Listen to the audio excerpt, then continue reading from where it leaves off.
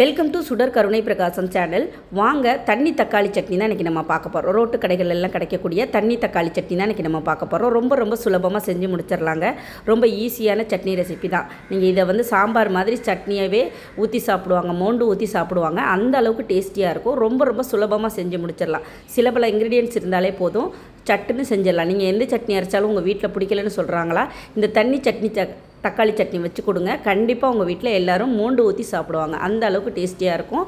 இந்த தண்ணி தக்காளி சட்னி ரெசிபி உங்களுக்கு பிடிச்சிருந்துச்சுன்னா லைக் பண்ணுங்கள், ஷேர் பண்ணுங்கள், கமெண்ட் பண்ணுங்கள், சப்போர்ட் பண்ணுங்கள். சப்போர்ட் பண்ணுறது ஹைப் பட்டன் நீங்கள் கிளிக் பண்ணிங்கன்னா இந்த வீடியோவுக்கு உங்களுக்கு பாயிண்ட்ஸ் எங்களுக்கு கிடைக்கும். புது யூடியூபர்ஸுகளுக்கு உங்களால் முடிஞ்சால் அந்த ஹைப் பட்டன் அமைக்கி எங்களுக்கு இந்த மாதிரி உள்ள யூடியூபர்ஸ்க்கு நீங்கள் பாயிண்ட்ஸ் கொடுங்க.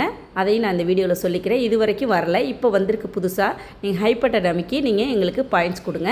இப்போ இதுக்கு தேவையான பொருளெல்லாம் பார்த்துடலாம். இதுக்கு அஞ்சு போல் நாட்டு தக்காளி எடுத்திருக்கேன். ஒரு 10 காஷ்மீரி சில்லி எடுத்திருக்கேன். என்கிட்ட காஷ்மீரி சில்லி இல்லைன்னா நீங்கள் நார்மல் மிளகாய் சேர்த்துக்கலாம். காரத்துக்கு தகுந்த மாதிரி சேர்த்துக்கோங்க. இதே இப்போ ஒரு கடாயில் போட்டுக்கலாம். 5 தக்காளி, நாட்டு தக்காளி, மீடியம் சைஸ் தக்காளி தான் எடுத்திருக்கேன். இதோட நான் காஷ்மீரி சில்லி ஒரு 10 சேர்த்துருக்கேன். இந்த காஷ்மீரி சில்லி இல்லைன்னா நீங்கள் நார்மல் சில்லி ஒரு 5-6 சேர்த்துக்கோங்க. சேர்த்துட்டு இதை ஒரு 2-3 நிமிஷம் நல்லா வேக வச்சுக்கணும். இது வதக்கிற வேலை இதெல்லாம் ரொம்ப கம்மிங்க. ரொம்ப சட்டுன்னு 10 நிமிஷத்தில் செஞ்சு முடிச்சிடலாம். இப்போ நல்லா இந்த மாதிரி வெந்துட்டு ஒரு 2-3 நிமிஷத்துக்குள்ளே வெந்துடும். இதை தக்காளியை எடுத்து நம்ம தோலை உரிச்சிக்கணும்.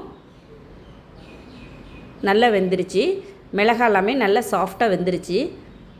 இப்போ இந்த தக்காளி தோலை நம்ம எடுத்துடலாம். தோலோடு அரைச்சோன்னா திப்பியாக இருக்கும். குழந்தைங்களுக்கெல்லாம் சாப்பிட்றதுக்கு பிடிக்காது. அதனால நான் இந்த தோலை எடுத்துடலாம். தோலை எடுத்துட்டு நம்ம ஆற வச்சுட்டு நம்ம மிக்ஸி ஜாரில் போட்டு இந்த மிளகாயையும் தக்காளியையும் மட்டும்தாங்க போட்டு நம்ம அரைக்க போகிறோம். நல்லா தோல் நல்லா கயண்டு வந்துருச்சு. சூடாக இருக்குது, அதனால் நான் உங்களுக்கு இப்படி காட்டுறேன். இப்போ இந்த மாதிரி தோலெல்லாம் உரிச்சிட்டு நம்ம கட் பண்ணிக்கலாம். கட் பண்ணி மிக்ஸி ஜாரில் சேர்த்துக்கலாம். ஃபஸ்ட்டு மிளகாயை சேர்த்துக்கலாம். நான் 10 மிளகாய் காஷ்மீரி சில்லி எடுத்திருக்கேன். நல்லா சாஃப்டாக வெந்திருக்கு. இப்போ தக்காளியை சேர்த்துக்கலாம்.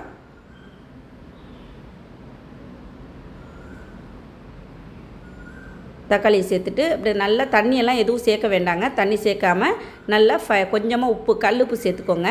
தேவை பத்தலைன்னா நீங்கள் அப்புறமா சேர்த்துக்கலாம். நான் கொஞ்சமாக தான் சேர்த்துருக்கேன். ஏன்னா இன்க்ரீடியன்ட்ஸ் கம்மியாக இருக்கிறப்ப நம்ம கம்மியாக தான் உப்பு சேர்க்கணும். இப்போ இந்த மாதிரி நல்லா ஸ்மூத்தாக அரைச்சி எடுத்துகிட்டு வந்துடுங்க. பாருங்கள், நம்ம தோலெல்லாம் உரிச்சிட்டு சேர்த்ததுனால நல்லா ஸ்மூத்தாக அரைப்பட்டிருக்கு. அதே சமயம் நல்லா ரெட் கலரில் இருக்குது. காஷ்மீரி சில்லி நல்லா கலர் கொடுக்கும், அதுக்காக தான்.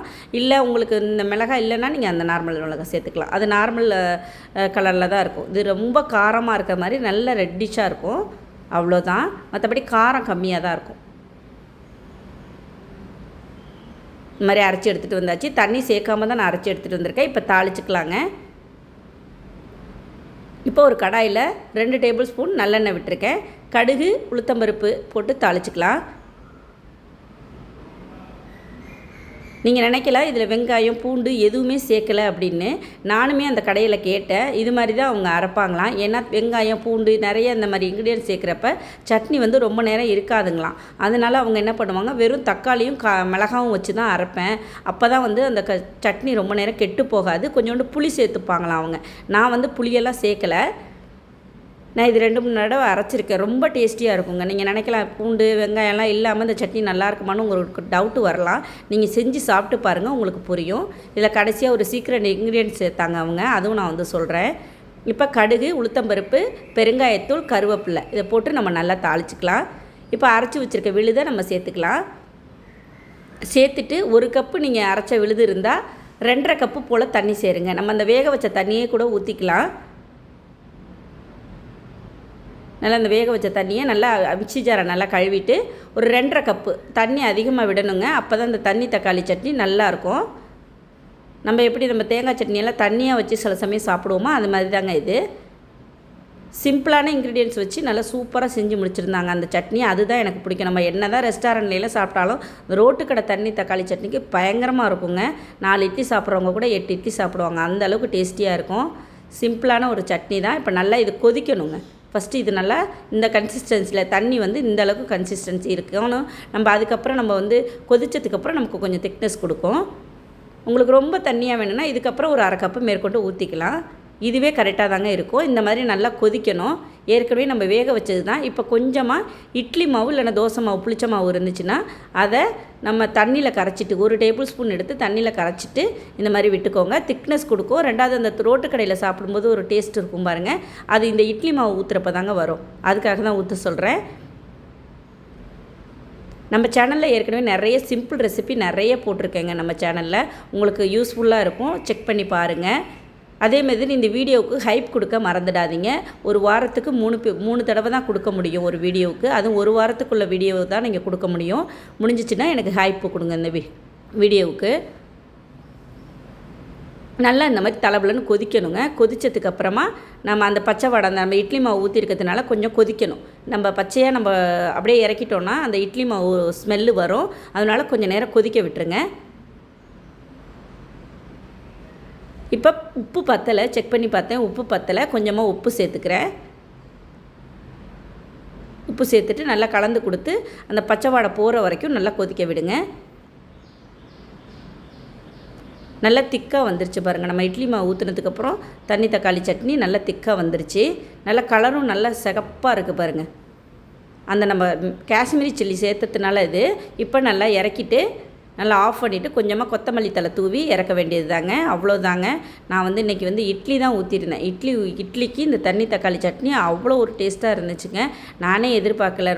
நான் ரொம்ப நாளாச்சு செஞ்சு, ஆனால் ரொம்ப டேஸ்டியாக இருந்துச்சுங்க. நான் அடிக்கடி தேங்காய் சட்னி, நம்ம கார சட்னி, பொடி இது மாதிரி தான் சேர்த்துருப்போம். வெங்காயம் தக்காளி இல்லாமல் நம்ம சட்னி அரைக்க மாட்டோம். வெங்காயமே இல்லாமல் ஒரு சட்னி அரைக்கணும்னு நான் முடிவு பண்ணி இன்றைக்கி செஞ்சேன்.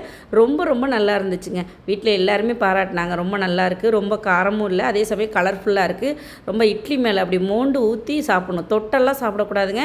நல்ல 4 இட்லியை வச்சுட்டு மேலே அப்படியே அபிஷேகம் பண்ணுற மாதிரி ஊற்றி சாப்பிட்டிங்கன்னா தான் நல்ல டேஸ்டியாக இருக்கும். செஞ்சு சாப்பிட்டு பாருங்கள். இந்த வீடியோ உங்களுக்கு பிடிச்சிருந்துச்சுன்னா, அந்த தண்ணி தக்காளி சட்னி ரெசிபி உங்களுக்கு பிடிச்சிருந்துச்சுன்னா லைக் பண்ணுங்கள், ஷேர் பண்ணுங்கள், கமெண்ட் பண்ணுங்கள்.